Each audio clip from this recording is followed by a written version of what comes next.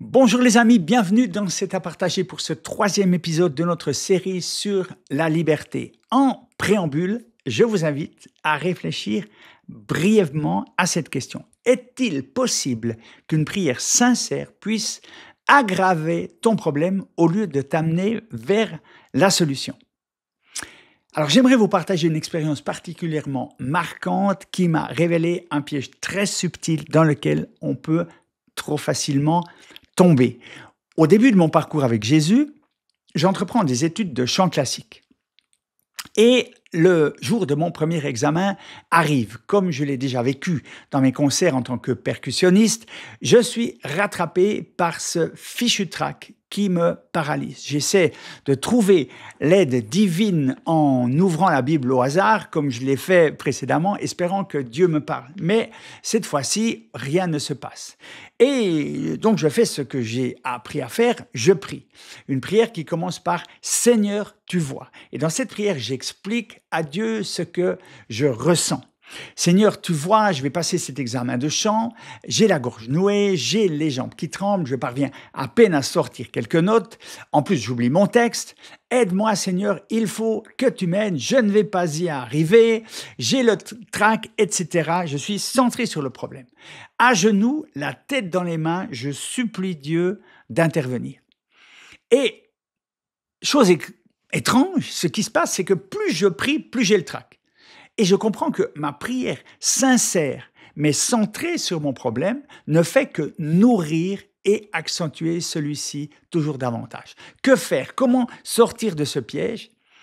Et je me rappelle alors d'un chant que l'on chante à l'église et dont le refrain est tiré d'un verset biblique. « Avec Dieu, nous ferons des exploits, il écrasera nos ennemis ». Et c'est le déclic. Je comprends que cette promesse de Dieu est la voie à suivre pour sortir du piège. Je me relève, je commence à déclarer et à m'approprier ces paroles. Avec Dieu, je ferai des exploits, il écrasera ce trac qui me paralyse. Je tourne cette phrase dans tous les sens. Tu es avec moi, je réussirai, j'ai la victoire sur cet ennemi, je suis vainqueur avec toi. Tout cela avec la rage d'un boxeur sur un ring. Et ça dure à peine 2-3 minutes, on m'appelle sur scène où j'arrive avec une incroyable assurance. Et je me souviens de l'expression de ma prof après l'examen qui vient me voir et me dit « Waouh, qu'est-ce qui s'est passé? Je t'ai jamais vu comme ça. » Mes amis, il m'aura fallu plus de 3 décennies pour réaliser pleinement la clé que renferme cette expérience, pour parvenir à la calqué sur l'enseignement de la parole de Dieu et surtout, et c'est ça qui nous intéresse, pour pouvoir l'expliquer simplement et en faire profiter le plus de monde possible. Parce que chacun de nous est confronté à des peurs, des angoisses, des soucis occasionnels ou récurrents. Et d'où proviennent ces peurs et ces angoisses? Qu'est-ce qui les provoque? Eh bien, nos peurs et nos angoisses sont provoquées par les circonstances de la vie, parce que nous voyons ce que nous vivons ou encore ce que nous avons vécu. Et tout cela génère des émotions et des sentiments. Ces émotions et ces sentiments alimentent nos pensées. Et c'est là, dans nos pensées, que tout se joue.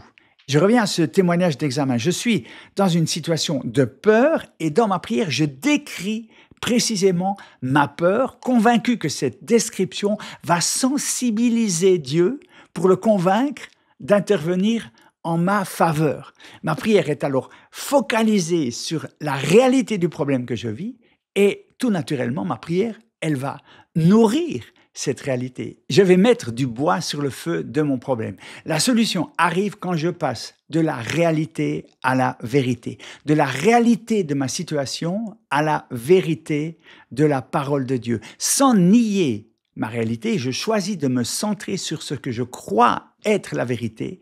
Je saisis cette vérité en la déclarant et très rapidement, elle devient ma réalité. Si vous demeurez dans ma parole, a dit Jésus, vous connaîtrez la vérité et la vérité vous rendra libre. La parole de Dieu, c'est la clé de la liberté. Elle en est le chemin, elle en est la feuille de route et le mode d'emploi.